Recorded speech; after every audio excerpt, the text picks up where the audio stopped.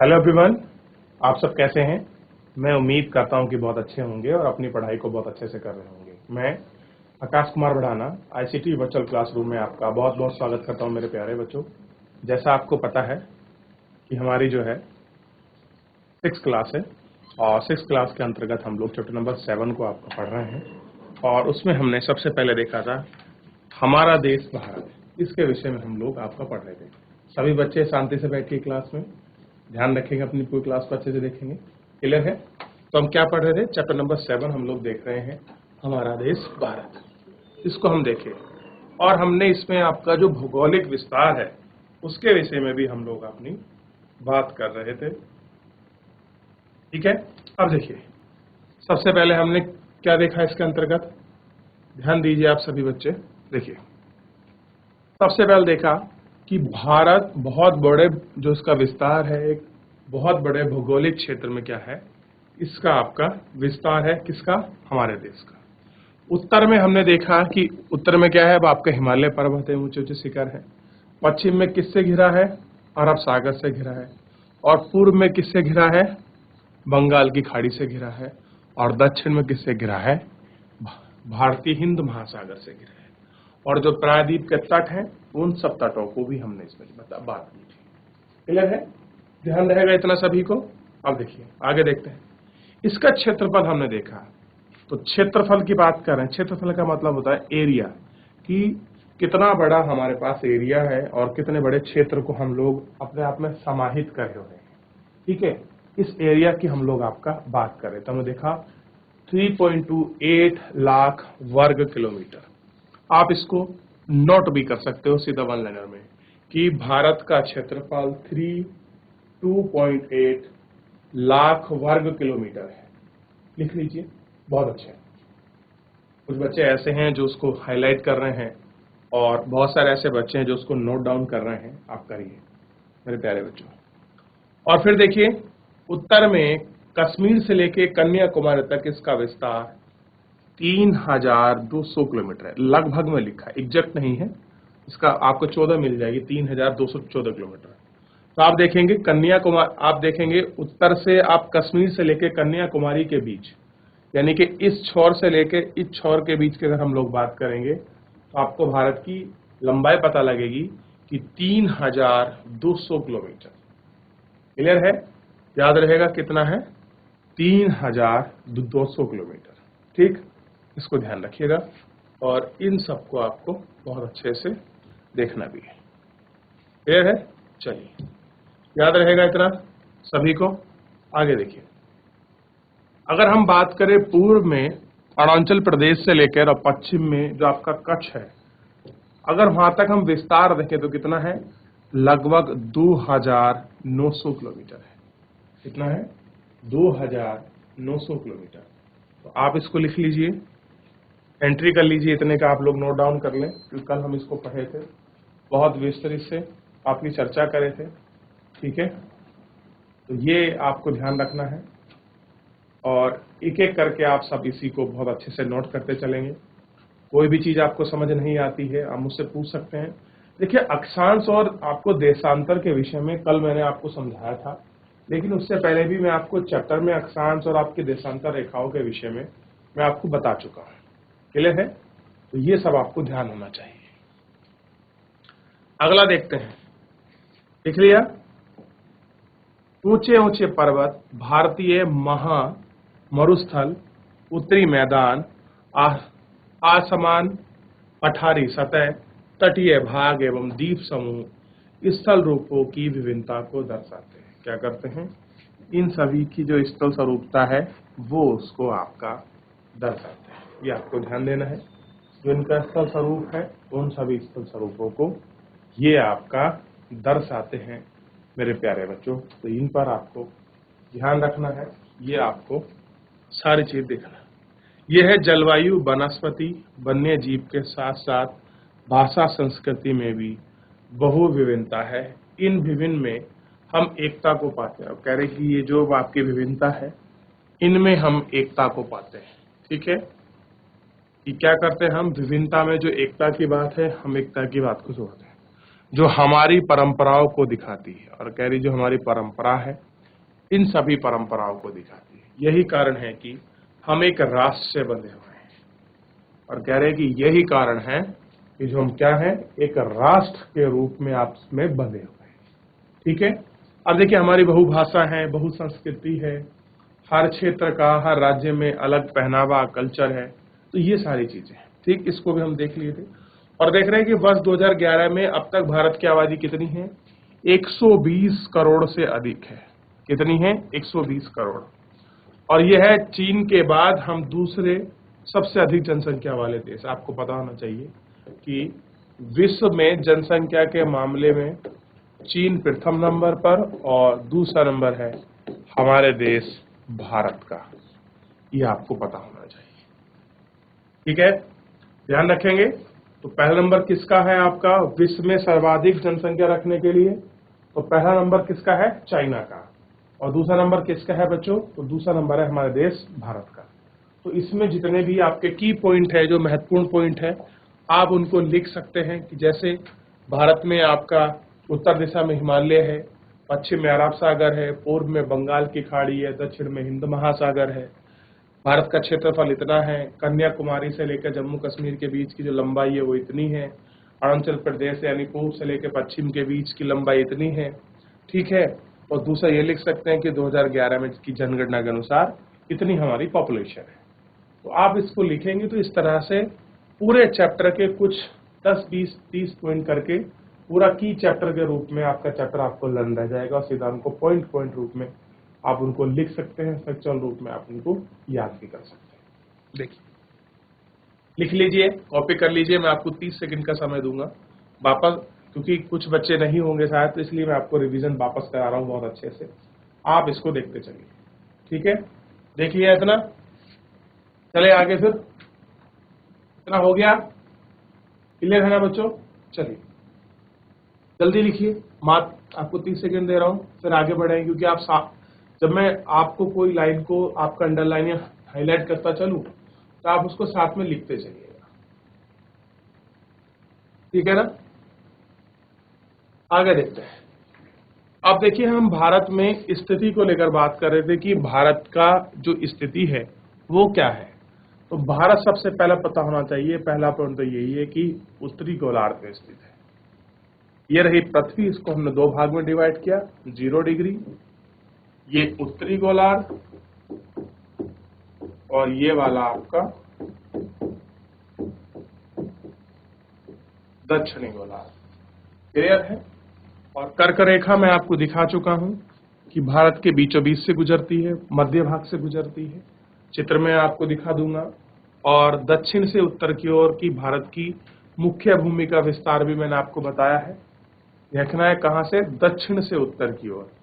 ठीक है, ये उत्तर हो गया और ये दक्षिण। इसमें कितना है आपको ध्यान रखना है, 8 डिग्री 4 मिनट से लेकर 37 डिग्री 6 मिनट के बीच।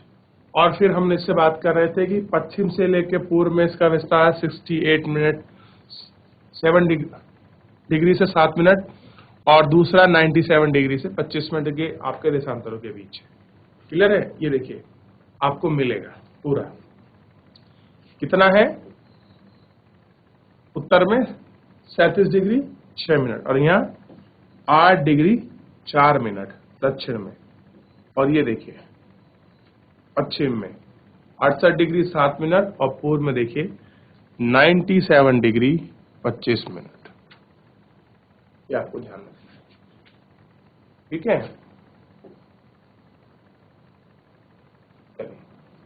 याद रखिएगा इसको। ये इतना क्लियर करा हम लोगों ने। अब मैं इसमें आपको एक दूसरा पेन चेंज करके आपको दिखाता हूं। देखिए, ये जो मैं लाइन ड्रॉ कर रहा हूं, ये लाइन मैंने आपको कल भी बताई थी, पुनः आज भी बता रहा हूं कि जम्मू कश्मीर से लेकर जो आपका पार्ट है ऊपर वाला और कन्याकुमारी तक के अगर हम लंबाई में मापा जाए तो आपको कितनी हाइट मिलेगी। ये हाइट लगभग मैं आपको लिखा रहा हूं, वैसे ये लिखा हुआ है इसमें 3214 किलोमीटर। आप इसको लगभग में 3200 किलोमीटर भी लिख सकते हैं। ठीक है, और दूसरा अगर बात करूं इस पॉइंट से लेके गुजरात के कच्छ से लेके अरुणाचल के इस पॉइंट तक, यानी कि पूर्व से पश्चिम दिशा की ओर, या कह सकते हैं पश्चिम से आपका पूर्व की ओर। कहां से? पश्चिम से आपका पूर्व की ओर। अगर हम भारत की लंबाई की बात करें तो 2933 किलोमीटर या 2900 किलोमीटर आपको मिलेगी। इसको नोट करें।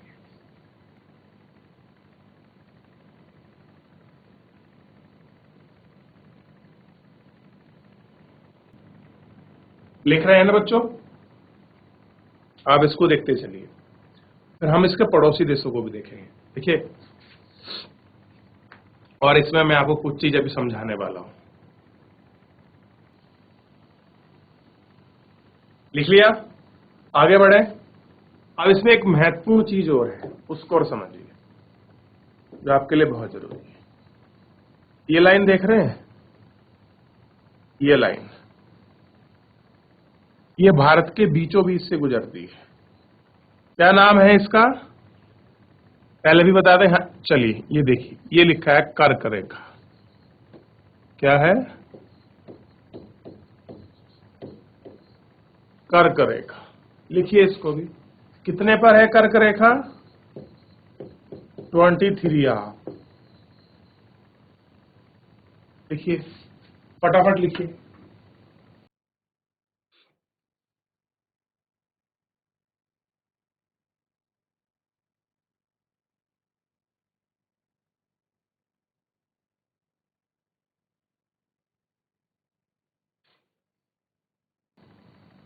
चलिए आगे बढ़ते हैं।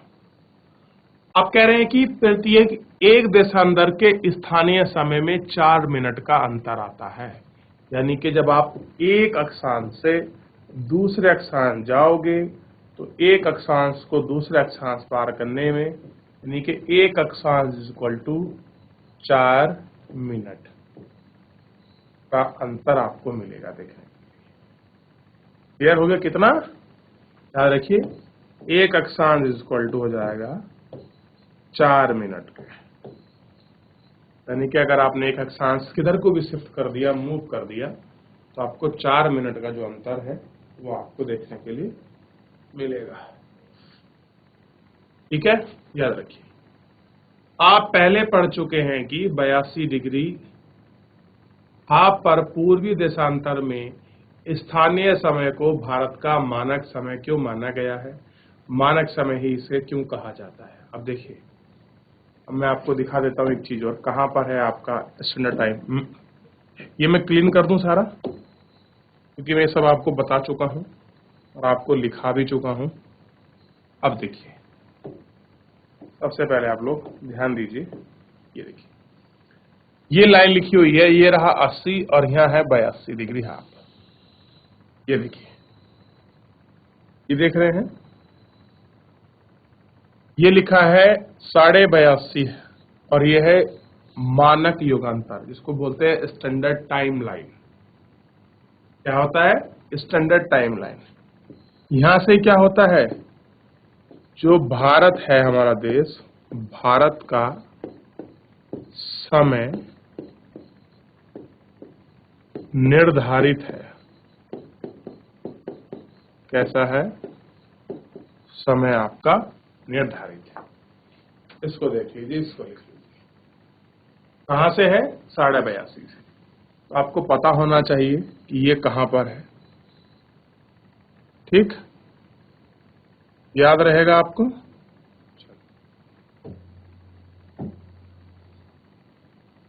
लिख लिया आप लोगों ने? तो ये 82.5 है। ये हमारी स्टैंडर्ड टाइम लाइन है। मैथ में बना रहे हैं ना आप बच्चों, हैंड टू हैंड सभी बच्चे फील कर रहे हैं ना? देखिए, मैं बारीकी से दोबारा इसलिए पढ़ा रहा हूं ताकि आप एक बार पढ़ ले और आपको दोबारा पढ़ने की आवश्यकता ही ना पड़े। मेरा ऐसे सोचना है। ठीक है, चलिए एक चीज और साथ बता देता हूं। देखिए, ये रहा अरब सागर, देख लिया? ये रही बंगाल की खाड़ी और यहां है आपका, ये है हिंद महासागर। ठीक, और ये है आपका हिमालय पर्वत, इस पूरे रीजन में। ठीक है, तो आप इस तरह से भी नोट करके लिख सकते हैं जगह बनाकर, जैसे आपको उचित लगे आप इसको कर सकते हैं।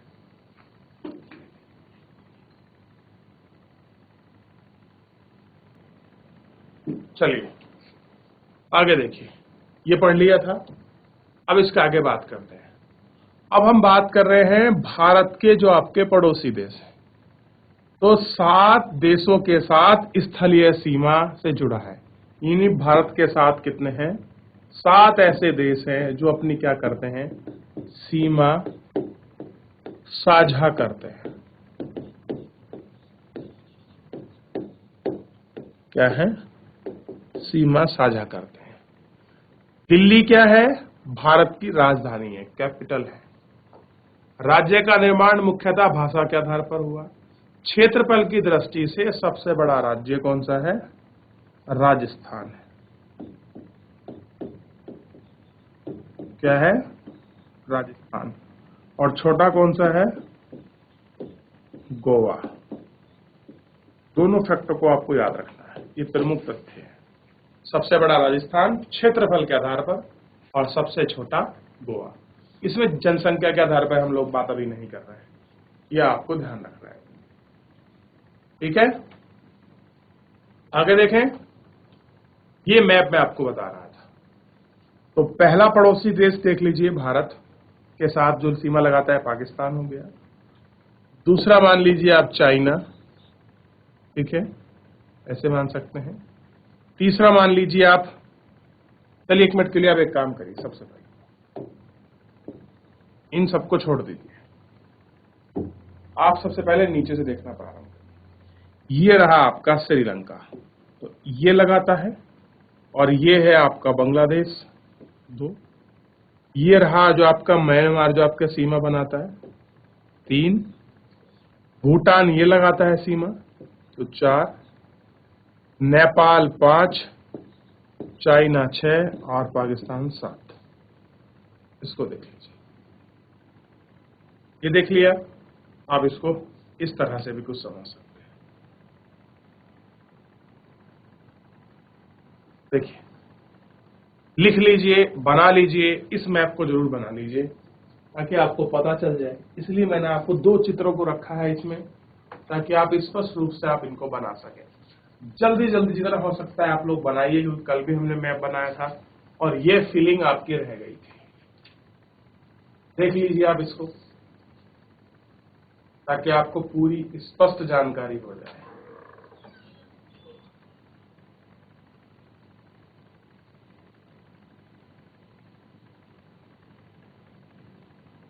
जल्दी बनाइए बच्चों, 1 मिनट से भी कम का समय है आपके पास। चलिए जल्दी करिए। देखिए बच्चों, जब तक आप मैप नहीं बनाएंगे तो आपको कैसे पता लगेगा कि कहाँ कौन से देश भारत के पड़ोसी हैं। अभी कुछ बच्चे बात कर रहे हैं, जैसे कि मैं आपका देख पा रहा हूँ टीवी स्क्रीन पर, बच्चे आपस में बात कर रही हैं। चलिए, अगर आपका मन नहीं है, मैं क्या कह सकता हूं, पर लेकिन आपको ध्यान देना चाहिए। ये देखिए, ये है भारत का राजनीतिक मैप। आप गौर करिए, इस भारत के राजनीतिक जो मैप है, हम इसको देख रहे हैं, आप इस पर गौर करिए। आपको भारत के सारे राज्य दिखाई देंगे और सब कुछ दिखाई देगा। देखिए, ये रही बंगाल की खाड़ी, ये रहा हिंद महासागर, याद रहेगा, ये रहा अरब सागर। ठीक है, आप देखिए, देख रहे हैं ना सभी बच्चे, नोट करिए, देख सकते हैं इसको, देखिए अच्छे से। ये भारत का राजनीतिक मैप है, और आप सबसे पहले देखेंगे अपने राज्य को, वो कहाँ है।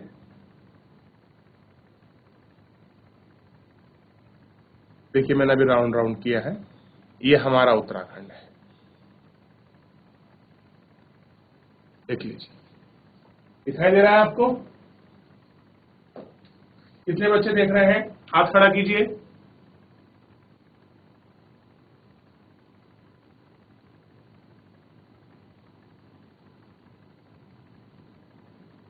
गौर करेंगे इस पर। अब देखिए, अब हम कुछ बात करते हैं इसका आपका भौतिक विभाजन की। ऐसी बात करेंगे हम, भौतिक विभाजन की हम लोग बात करेंगे। जैसे भारत में पाई जाने वाली भौतिक आकृतियां विभिन्न प्रकार की हैं, कि भारत में जो पाई जाने वाली आपकी भौतिक आकृतियां हैं वो कैसी हैं, आपकी विभिन्न प्रकार की हैं, अलग अलग प्रकार की। जैसे पर्वत, पठार, मैदान। क्या है आपका? पर्वत है, पठार है, मैदान है। ये रहा पर्वत, पठार, मैदान और द्वीप समूह। ये सब क्या है? उत्तर में आपके हिमालय की जो बर्फ है उससे सब ढके हुए हैं और संतरी का कार्य करते हैं। संतरी मतलब आपका रक्षा प्रहरी। अब देखिए भारत में जो आपका पार्ट देखेंगे हिमालय वाला, ये मैं आपको दिखाता हूं। अब ये वाला पार्ट है। अब देखिए ये सब बहुत ऊंचे ऊंचे हैं। अब यहां से आपका दुश्मन नहीं आ सकता, इधर से नहीं आ सकता, क्योंकि यहाँ बड़ी बड़ी आपका हिमालय की आपका चोटियां हैं और इन पे बहुत आपका घने ढके हुए आपके बर्फ हैं, जो हमारा क्या करते हैं, ये आपका हमारा संतरी, हमारा रक्षक का काम करते हैं। अब देखिए इसमें बताया गया है कि हिमालय का मतलब होता है बर्फ का घर। हिमालय 3 मुख्यतः समांतर श्रृंखलाओं में बटा हुआ है। यानी कि क्या मतलब है हिमालय का? बर्फ का घर। और कितने भागों में बटा है? ये 3 ऐसी समांतर श्रेणियां हैं जो इनमें आपस में ये बटा हुआ है। आप इसको देख सकते हैं, क्लियर है? और आप इस पे बात भी कर सकते हैं कि कैसे ये आपका 3 पार्ट में आपका डिवाइड है, 3 पार्ट में आपका अलग अलग सेपरेट है। क्लियर है? ये आपको ध्यान देना है इस पर विशेष तौर तरीके से। ठीक है, आगे देखिए। सबसे उत्तर में स्थित श्रृंखला को बृहद हिमालय यानी कि आपके हिमाद्री कहते हैं, जो उसकी सबसे उत्तर की श्रृंखला है। अब देखिए कहां होगी उत्तर की श्रृंखला, थोड़ा सा ध्यान दीजिए। ये जो पार्ट है, ये वाली,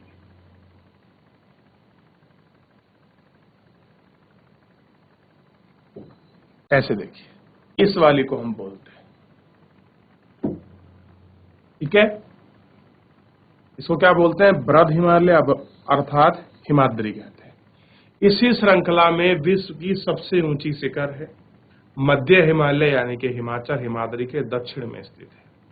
बहुत से लोकप्रिय पहाड़ी स्थान यहाँ स्थित हैं और कह रहे हैं कि बहुत सारे ऐसे लोकप्रिय पहाड़ी स्थान हैं जो आपके कहाँ पर है? आपका यहाँ पर स्थित है, और कह रहे हैं कि आप उनका पता लगाइए। बताइए कौन कौन से हो सकते हैं? अरे आप देख सकते हैं मसूरी बड़ा फेमस है, नागटिब्बा रेंज भी कुछ ऐसा ही में बड़ी हिमालय आपके टूरिस्ट वाले रीजन रहे हैं, और बहुत सारे जगह हैं शिमला वगैरह में, कुल्लू वगैरह, दार्जिलिंग वगैरह। ये देखिए, चलिए उनको बाद में देखते हैं, अब बात करेंगे इससे आगे। शिवालिक हिमालय का में स्थित श्रृंखला है, हिमालय के दक्षिण में उत्तर के मैदान में स्थित है। और आप देखेंगे तो ये थोड़ा आपका जो मैदानी क्षेत्र है इसमें, यानी कि सबसे नीचे यहाँ हो गया आपका महान, यहाँ लघु, और सबसे नीचे मिलेगा आपको शिवालिक, जो आपका किससे मिलता है? जो आपका मैदानी क्षेत्र है ये उससे मिलता हुआ। क्लियर है? तो ये आपको इसमें थोड़ा सा ध्यान रखना है, इसमें देखना है। तो एक बार इसको पढ़ लीजिए, देख लीजिए, कोई चीज समझ ना आए तो आप मुझसे, मेरे प्यारे बच्चों, इसमें आप जरूर पूछिएगा। अगर कोई चीज समझ नहीं आ रही तो आप मुझसे पूछ सकते हैं।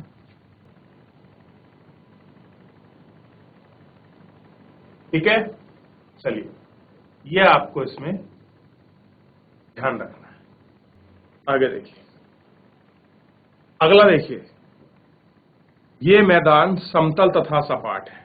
अब कह रहे हैं जो शिवालिक हिमालय के नीचे जो आपके गंगा, ब्रह्मपुत्र और सिंधु नदी जो उनकी सहायक नदियां हैं, उनसे मिलकर जो आपके मैदान बने हैं, उस मैदान की हम लोग बात कर रहे हैं।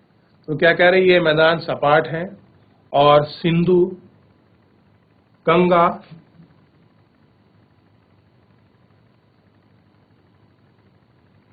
क्या है? सिंधु, गंगा, ब्रह्मपुत्र तथा इनके सहायक नदी द्वारा, इनके द्वारा बनाए गए जल निक्षेप से बने हैं। किससे बने हैं? इनके द्वारा बनाए गए जो आपके जल निक्षेप हैं ये उनसे बने हैं। ठीक है, ये आपको ध्यान रखना है। तो कौन कौन सी हैं आपकी? सिंधु है, गंगा है, ब्रह्मपुत्र है, तथा जो इनकी सहायक नदी है, इन सबकी सहायक नदियों से जो इनका जलोढ़ का निक्षेप है, जो आपका डिपोजिशन है। अब देखिए, जब कोई नदी किसी क्षेत्र से आती है तो अपने साथ बहुत सारा कटाव करके मिट्टी, कंकड़, पत्थर, बालू, अवसाद लेके आती है और वो बहुत लंबे क्षेत्र में आपका ट्रैवल करती है, फिर उसको किसी एक स्थान पर आपका जमाते हुए चली जाती है। क्लियर है? तो इस तरह से क्या होता है, आपका जलोढ़ मैदान का निर्माण होता है। क्लियर है? आप जितना भी उत्तर में गंगा का विशाल मैदान देखेंगे वो सब इस प्रकार से बना है, क्योंकि हिमालय से जो आपके मिट्टी का, आपके कंकड़ पत्थर का, जो आपका जो बच्चों सारा कटाव छटाव होता है, वो आपका फाइनली क्या होता है, उसको यहाँ वो डिपोजिशन कर देती है। और यही कारण है कि इस क्षेत्र में जो एग्रीकल्चर है, जो आपका कृषि है, वो बहुत बड़े लेवल पर और आपकी बहुत बड़ी मात्रा पर वो आपका देखने के लिए मिलता है और बहुत बड़ी मात्रा पर वो आपका होता है। क्लियर है? ये आपको सबको ध्यान रखना है। क्लियर है? चलिए ध्यान देंगे। तो इतना हमने पढ़ा। नदियों में मैदान कृषि के लिए उपज भूमि प्रदान करते हैं। क्या करते हैं कि जो आपके मैदानी क्षेत्र में जो आपकी नदी बह रही है, ये कृषि के उपज को प्रदान करती है। यही कारण है कि इन क्षेत्रों में, यानी कि इन मैदानों में जनसंख्या अधिक पाई जाती है। अब देखिए, जनसंख्या अधिक क्यों होगी?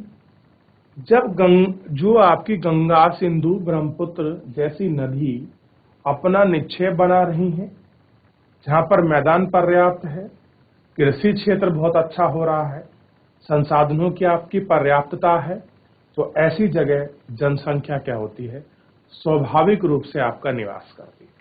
और जनसंख्या का स्वाभाविक रूप से निवास करना ही क्या होता है मेरे प्यारे बच्चों, आपको पता होना चाहिए कि वहां जनसंख्या घनत्व यानी कि डेंसिटी हमको ज्यादा मिलती है। क्लियर?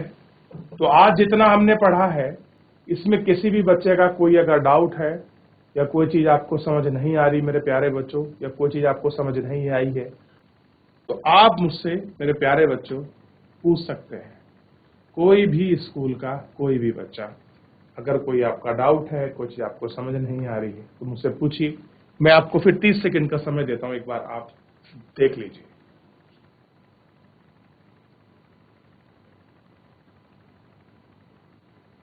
चलिए, तो आपने इतना देख लिया पूरा। नीचे बढ़ते हैं। भारत के पश्चिमी भाग में भारतीय महामरुस्थल स्थित है। मुझे बताइए, भारत का पश्चिमी भाग में महामरुस्थल भारत के किस राज्य में है? ये आपके लिए बच्चों प्रश्न है कि भारत में रेगिस्तान जो बढ़ता है वो किस राज्य में है। यह आपके लिए होमवर्क का क्वेश्चन है, आप लोग इसको घर से देखिए। यह शुष्क, गर्म तथा आपका रेतीला स्थान है। यह वनस्पति मात्र बहुत कम है। उत्तरी मैदानों के दक्षिण में प्रायद्वीपीय पठार स्थित है। इनकी आकृति आपके त्रिभुजाकार यानी कि आपके ट्रायंगल की शेप की कुछ इस तरह से है। ठीक है? इसका धरातल काफी ऊंचा नीचा है। स्पेस देखोगे तो आपको इस तरह से आपको मिलेगा, कहीं पर आपके ढाल मिलेंगे, कहीं ऊपड़ खाबड़ मिलेगा, यानी कि प्लेन जैसा नहीं है। इस क्षेत्र में बहुत सी पहाड़ी श्रृंखला तथा घाटियां स्थित हैं। इसके उत्तर पश्चिम में अरावली पर्वत स्थित है, जो कि विश्व की सबसे पुरानी श्रृंखला है। कैसी है? विश्व की आपकी सबसे पुरानी श्रृंखला है। तो दो प्रश्न आपको तैयार करने हैं। पहला प्रश्न है कि हमारे यहाँ जो रेगिस्तान है, जो मरुस्थल है, वो भारत का किस राज्य में है? दूसरा, अरावली पर्वत जो श्रृंखला है, उसका सर्वाधिक विस्तार किस राज्य में है? ये आपको कल दो छोटे होमवर्क के क्वेश्चन हैं जो आपको ढूंढ के लाने हैं, फिर नहीं तो कल मैं आपको बता दूंगा। चलिए मेरे प्यारे बच्चे, तो आज के लिए इतना ही। आप लोग चैप्टर का रिवीजन करिए, पढ़िए। कोई डाउट बनता है मुझसे जरूर पूछिए। तो मेरे प्यारे बच्चों, आज के लिए इतना ही। मिलते हैं नेक्स्ट लेक्चर में। तब तक अपना ध्यान रखिए, स्वस्थ रहिए, अपनी पढ़ाई को बहुत अच्छे से करते रहिए। मुझसे जुड़ने के लिए आपका बहुत बहुत धन्यवाद।